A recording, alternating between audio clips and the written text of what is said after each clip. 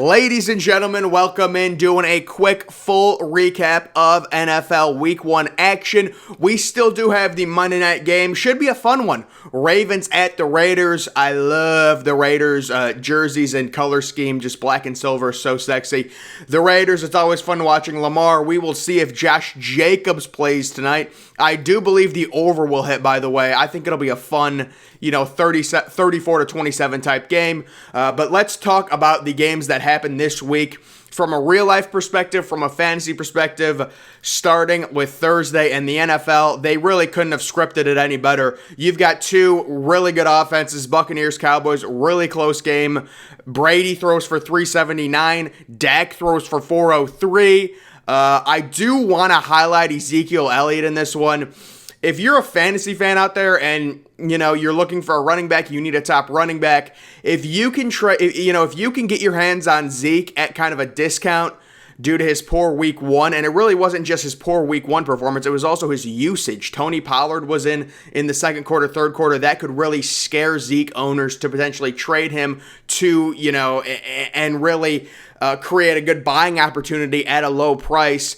If I'm a Zeke owner, completely throw this game away. The Cowboys went into this game saying we're facing the number 1 rush defense. We're not even going to try and run the ball. They didn't abandon the run because they never even tried to run the ball in the first place. They had 58 pass attempts, probably like 16 total rush attempts, and 3 of those should have been pass attempts. They were Dak Prescott scrambles when he was trying to throw. So overall, that's, that's an aberration. The Tony Pollard usage is a little concerning. Zeke still asks to come out. Sometimes he gets winded. But overall, this Cowboys offense is going to put up a lot of points. They're going to be in the red zone a lot. Zeke's a goal line back. He gets a bunch of goal line touches. That should produce a lot of touchdowns. He's somebody to target. Maybe someone to trade away. Amari Cooper, you could really trade him and get, some really good value. Although Amari Cooper, if he is your top receiver, it'd be tough to trade him away at this point. I do think he's going to have a good season, but I've said before, I believe CeeDee Lamb is going to be the wide receiver 1 in Dallas. And CeeDee Lamb really wasn't even that good. He dropped a few passes. He didn't run, he ran a few wrong routes, but he still had over 100 yards and a touchdown. It seems like everyone in this game had over 100 yards and a touchdown. How about Antonio Brown's resurgence? That was amazing. All right, let's move on to the games that just happened yesterday. Eagles Falcons 32-6. I knew the Eagles had won. I didn't know it was this much of a blowout. The Falcons, if you were, a Calvin Ridley owner there late in the third quarter, you're thinking, I'm going to get garbage time. Maybe you had to start Matt Ryan. You're going to get a few garbage time touchdowns. Nope, not at all. The Falcons completely shut out in the second half. Jalen Hurts. This is why I always say don't draft quarterbacks early. Jalen Hurts is probably going to be at least a top 8 fantasy QB this season. Phenomenal. 264, 3 touchdowns, top 5, fantasy QB. Miles Sanders looked really good. And what kind of dampened his performance was Gainwell getting that touchdown, Kenneth Gainwell. I really do like Kenneth Gainwell. But I was watching Miles Sanders on Red Zone whenever they would cut to the Eagles game. The dude is just making people miss left and right. Every run he had was impressive. And I said before the season, please draft Devontae Smith. Really good performance week 1. Not spectacular, but for a rookie, 6 catches, 71 yards, and a touchdown with a negative game script with your team leading. That's a really good week 1 performance for Devontae Smith. And then the Falcons. Mike Davis is a dud. If you can try and trade him, trade him. Their backfield, everyone's talking about Wayne Gallman. I think it's going to be a complete mess. It's going to be a complete cluster. I would try and stay away from that backfield. Calvin Ridley should be fine. Kyle Pitts should be fine. But that definitely was a letdown. You're thinking about potentially getting a lot of garbage time stats. Maybe Kyle Pitts catching a late touchdown, at least getting a few more PPR points. Same thing with Calvin Ridley. He only had about 50 yards or so. But overall, guys, Eagles look really good week 1. That's the real-life takeaway. Destroyed the Falcons. I believe the Falcons were 3-point favorites in this game. So that's 32-6. I didn't realize it ended like that. Moving on, Steelers-Bills. The Bills, to me, I'm not going to say they completely gave this game away because the Steelers defense just owned Josh Allen during this game. Josh Allen, 51 pass attempts, 270 yards, totally inefficient. Devin Singletary had a quietly decent game. 11 carries, 72 yards is decent. Diggs, it wasn't great, but it's still a decent PPR performance. But when it comes to real life, The Bills started out this game with a major kickoff return. They had it at like Pittsburgh's 30. And like they went for it on fourth down at their own 30, I believe, in the third quarter. They had to have gone for it 4 or 5 times on fourth down. And one of the big things that I think we're going to start seeing throughout the NFL regular season is teams just going for it so much more than trying to kick these long field goals. Many teams switching to more analytics and really just doing whatever the analytics tell them. And normally the analytics are going to say going for it on 4th and 2 is better than attempting a 48 or a 52-yard field goal. Coaches are conservative by nature. Analytics factor none of that into it. There's no emotion. They say if you go for it here, you're going to score this X amount of points, or you're potentially going to score X amount of points. We're going to see coaches go for it a lot more on fourth downs, but it bit the Bills in the back, in the ass here. And the Steelers, good defense. Big Ben, to me, didn't look very good. I wasn't that impressed with the Steelers offense. Najee Harris did play every single snap on the Steelers offense.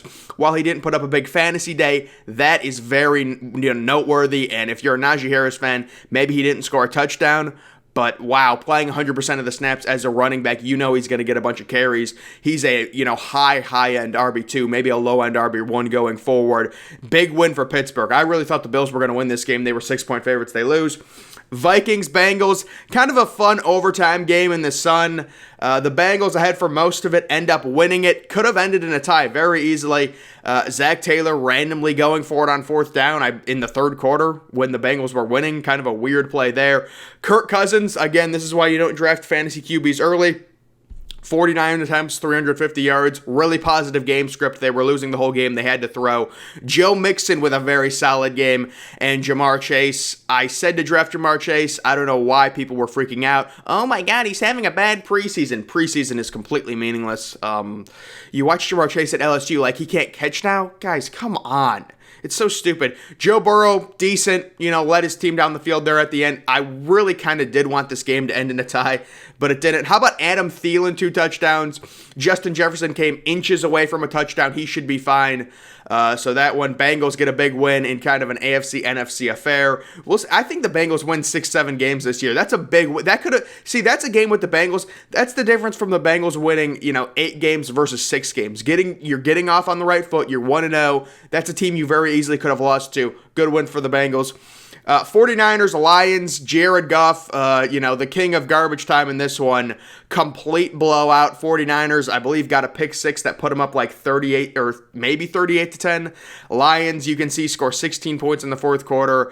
Elijah Mitchell, oh my goodness. Guys, this week's waiver wire when it comes to fantasy, not too hot, and people are going to be picking up Elijah Mitchell, but I really have no clue what happened when it comes to the 49ers backfield. Trey Sherman, who was the clear-cut number 2 back in the preseason, 3rd-round pick, a healthy and active. Very surprising. Deebo Samuel, 9 for 189 and a touchdown. I'm not saying sell high on Deebo because I like him, but Brandon Ayuk had 0 catches. That's not going to happen very often. It's really not. So don't expect that performance. Deebo should have a good year, though, and give you good value. 49ers kind of sleptwalked at the end. They allowed some. How about Jamal Williams and DeAndre Swift? DeAndre Swift looked really good, but they played a bunch of snaps on offense. Jamal Williams, in the 14-team league, he's a flex guy, but Swift, my key takeaway is Swift looked really good. 49ers backfield is a mess. Jimmy G and Trey Lance kind of alternating in and out was weird, although Jimmy G was on the field most of it. Kittle, kind of a quiet day, but I think he had 4 for 74, so not terrible. Cardinals at Titans, Kyler Murray. Oh my goodness. Dude, Kyler Murray is definitely going to win an MVP. I don't know if it's going to be this year. The way he was manipulating the pocket and just bugging around, it's like he uses the fact that he's so small to his advantage. He can just smooth around in the pocket. He was phenomenal. 4 touchdown passes. He did throw an interception. That's not on here, but also had a rushing touchdown. The Cardinals just completely controlled this game. Derrick Henry, I think he started off the game with 9 carries for 8 yards. Chase Edmonds was decent. He caught a few passes. I think he's clearly ahead of James Conner in terms of talent, but James Conner is kind of the bigger guy, so he's going to get the short yardage stuff. Hopkins, really good game. You love the 2 touchdowns if you're a fantasy owner. Christian Kirk had 2 touchdowns. People are going to run to the waiver wire and pick up Christian Kirk. I don't know if he's a viable option, outside of like 12 or 14 team leagues at this point. It's going to be, Kyler Murray's not always going to throw 4 touchdown passes. There's a lot of mouths to feed in that Arizona offense. They're using Rondale Moore a lot more than I expected. Rondale Moore is going to be a beast, but he's just so small, so it's tough. But Cardinals, that really surprised me that the Cardinals 38-13. The Titans are a good team. The Titans just not, off day. Julio Jones, yikes. I think he had 3 for 29, I believe. A.J. Brown did have a touchdown late that kind of salvaged his fantasy day. And then Ryan Tannehill, who is basically a starter in any 12-team or 14-team fantasy. That's kind of how good he's been the past few years. Even with his rushing ability, really did lay a dud. This is another game where it's 38-13 entering the fourth quarter. If you're a Ryan Tannehill owner, you're expecting maybe a touchdown, maybe 100 yards in the fourth quarter just because garbage time prevent defense didn't happen. Seahawks beat the Colts 28-16. Really good win for the Seahawks. Russell Wilson always starts off the year great. 254 yards, 4 touchdowns, no interceptions. Chris Carson looked decent. I believe he added 3 catches, but also lost a fumble. He has a big fumbling issue. Tyler Lockett's 4 catches, 100 yards, 2 touchdowns. Dude, Tyler Lockett is so inconsistent. I don't know about him. You've got DK Metcalf, who also had a touchdown. The Colts side of things, Jonathan Taylor, not great, but he kind of salvaged his day. With a few, I think he had 6 catches for 60 yards, actually. Carson Wentz didn't look that good either. Zach Pascal, a lot of people are going to be running to the waiver wire to pick him up. It's an aberration, guys. Don't chase the touchdowns. But overall, this is a big win for the Seahawks. Going East Coast, the Colts, while not a great team, they're still a solid team, and the Seahawks always seem to play close games. I was surprised they really controlled this entire game. Good win for the Seahawks, starting 1-0. How about the Chargers at Washington? Kind of a lower scoring. That's what you're going to get with this Washington team. You had Justin Herbert, 47 pass attempts. I didn't think Justin Herbert was that unbelievable. 337 yards and 1 touchdown, although he is facing a very tough defense. Antonio Gibson, 20 carries, 90 yards. I have been out on Antonio Gibson from the beginning. He had a fumble. But if you are an Antonio Gibson owner, you have to like the amount of touches he got week 1, and then Keenan Allen. Really interesting fact in this game, Austin Eckler. Herbert had 47 pass attempts. Austin Eckler, 0 targets. And if you have Mike Evans right now, you need to be trying to sell high. I forgot how many, or I don't know how many targets Mike Evans ended up with. I believe it might have been 12, but you're talking about Mike Evans getting 12 targets and Austin Eckler getting 0. That will never happen again throughout this regular season, ever.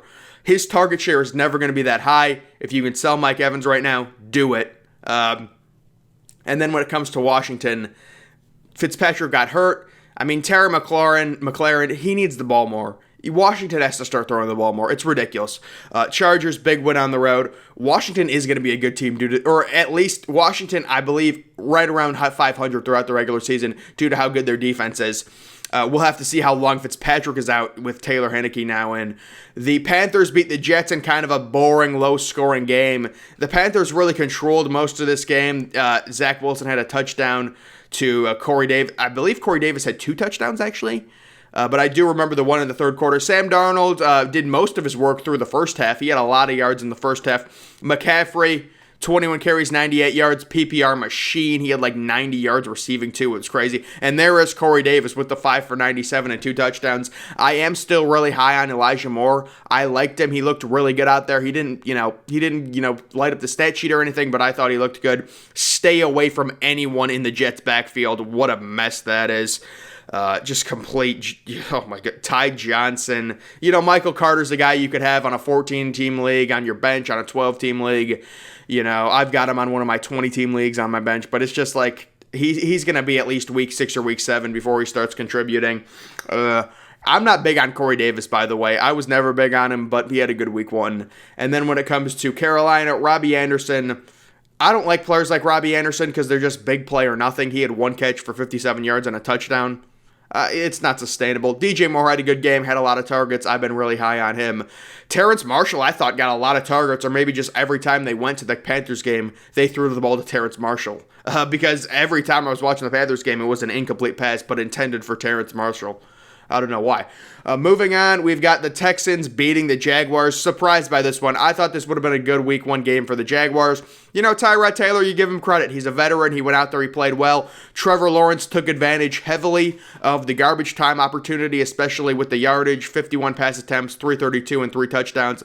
3 interceptions, I believe, as well. Maybe it might have been 2 or 3. I don't remember exactly. How about Mark Ingram in that backfield, that crowded backfield with Phillip Lindsay and David Johnson managing to get 26 carries. He's going to be picked up by a lot of people. I still think that Houston backfield's a cluster. I'm not, messing with it. Brandon Cooks, he is the wide receiver 1 in Houston, and he really did have a negative game script, but he still had a really good game.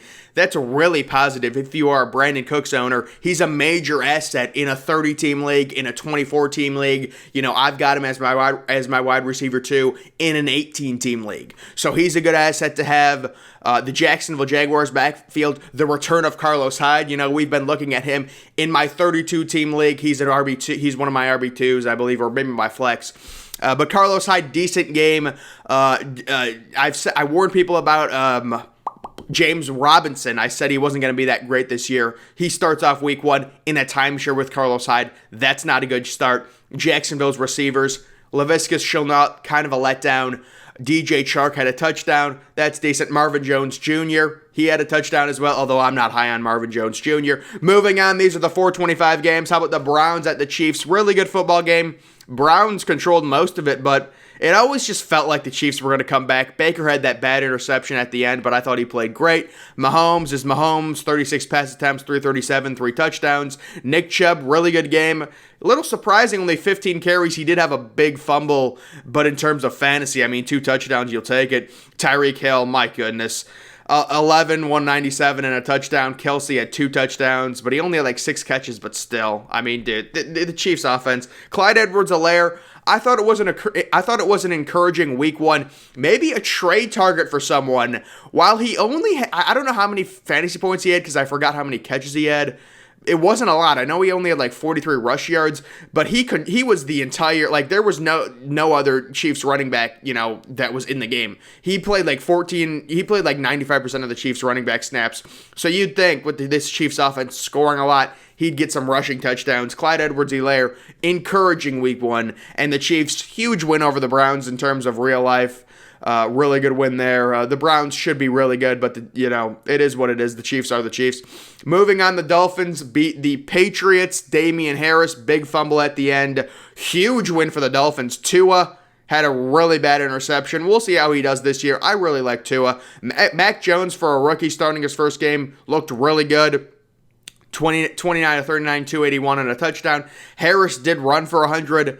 We'll have to see with that key fumble. They were driving, only down 1 point. They just needed a field goal, and he fumbled on Miami's 25-yard line. How about the return of Devontae Parker? 4 for 81. Decent value there, Devontae Parker, kind of as a flex option in maybe a 16-team league. But overall, the Dolphins, Jalen Waddle. I like Jalen Waddle. He did look a little bit small to me. He just looked really small. I don't know. But he played well. And in real life, this is a game I thought the Patriots were definitely going to win. But the Dolphins do get it done. Moving on, the Saints destroy the Packers. I'm out on Aaron Rodgers this year, man. I said it before the season started. I just don't like it looked like he didn't want to play. He didn't want to be on, he didn't want to be on Green Bay. They come to an agreement. He's got this weird-ass long hair now. I don't know. He'll be fine. I'm not saying he's going to have a bad year, but the Packers, I don't know, dude. It's just I know they have Devontae Adams, Aaron Jones, whatever. I said not to draft Aaron Jones before the season started. How about Jameis Winston? 148 yards and 5 pass touchdowns, but it was actually even better. Jameis had 93 yards at one point and 4 pass touchdowns, just due to the turnovers and field position. Kamara, 20 carries for 83 yards. Tony Jones Jr. is a must-own in all leagues. They're really going to start giving Tony Jones Jr. the ball more. Deontay Harris, Callaway was a bust for New Orleans. Unfortunately, only 1 catch. Deontay Harris, he's a speedster. I don't think he's an ad. I don't think he's worth a fantasy ad personally. And then Devontae Adams. Aaron Rodgers, complete stinker. Devontae Adams, stinker. Aaron Jones, not a good game. Tunyon, not a good game. Not a good game for anyone on Green Bay. And I'm concerned about Green Bay in real life. I really am. I just don't see it. Aaron Rodgers, he was whining the entire offseason. He wanted to be traded. They somehow worked it out to where, okay, this is his last year now. And it's just a weird, awkward situation. We'll have to see what happens there. Broncos defeat the Giants. I love this Broncos defense. It's amazing. Daniel Jones also lost a fumble, I believe, in this one. He turns the ball over a lot. He was facing a tough defense. Melvin Gordon had that long touchdown run. Melvin Gordon, it's not, 11 carries. They were using Javonte Williams a lot, the rookie. Unfortunately, I don't want to say it. I do believe Javonte Williams is going to be the starter by week 6 or week 7, but I just don't know how much of a timeshare it's going to be. Melvin Gordon did look good on that touchdown run. Sterling Shepard going with that single-digit number was looking sexy. He had 7 for 113 and a touchdown. I don't know how you can trust him, though. We'll have to see, because they also have Kenny Galladay. They've got some other players, Ingram. Saquon Barkley, I hope people didn't start him. He was, it was a tough matchup, and they were saying, well, we're going to kind of ease him in. You're facing the Broncos. It was a tough matchup for Saquon. Hopefully, week 2, he's ready to go facing, I'm guessing, an easier defense. I don't know who the Giants face week 2, but the Broncos have one of the best defenses in the NFL. That is a big win for the Broncos. Teddy Bridgewater managed the game well. I think this Broncos team can win 9 or 10 games with this 17-game schedule now. They could win 9 or 10 games. They've got a very good defense. The Sunday night game, the final game on Sunday, the Rams handle the Bears. The first thing you got to talk about is this Bears quarterback situation. I do not know what is going on. They bring Justin Fields in the first quarter to throw, one pass. My guess is Justin Fields is going to be starting by, I'm guessing, week 3 at this rate, if he's playing already. He did have a rushing touchdown. Really, I just feel like Chicago has no idea what they're doing right now. They really don't. They lose by 20. Matt Stafford looked phenomenal. What a start to a potential dark horse MVP season. I said that before the year started. The narrative is there for him. I think Cooper Kupp is going to do great this year. David Montgomery, a decent game. Darrell Henderson got in the end zone as well there. Van Jefferson, people are going to try and pick him up. I don't think you can really, Van Jefferson had 2 catches on 3 targets for, the big gain, the 80-yard touchdown where they didn't touch him, and he was able to score. Either way, Rams are going to be great this year. They're an 11 or 12 win team. The Bears, we're going to have to see what happens. Allen Robinson, not a great game. Moody, not a great game. David Montgomery was able to play well. The thing is with David Montgomery, he was able to break off some long runs before they had to abandon the run because they were getting beat so badly. But I would expect Andy Dalton to get benched very soon, and the Bears are in a spot where you just got to start Justin Fields. I mean, you've got all these other rookie quarterbacks starting, and then you've got these 2 situations with San Francisco where they're trying to win. They've got the veteran Jimmy G, but also Trey Lance is playing, and then you've got Andy Dalton playing, but also Justin Fields is playing some weird situations. But guys, that is going to do it for the week 1 wrap up. Very exciting, weekend of football. You love seeing it. We still do have this Ravens-Raiders game. Should be a great one. Ladies and gentlemen, make sure you are following me on Twitter. Link to that's always in the description. I'm, of course, the Depressed Ginger. Thank you for watching.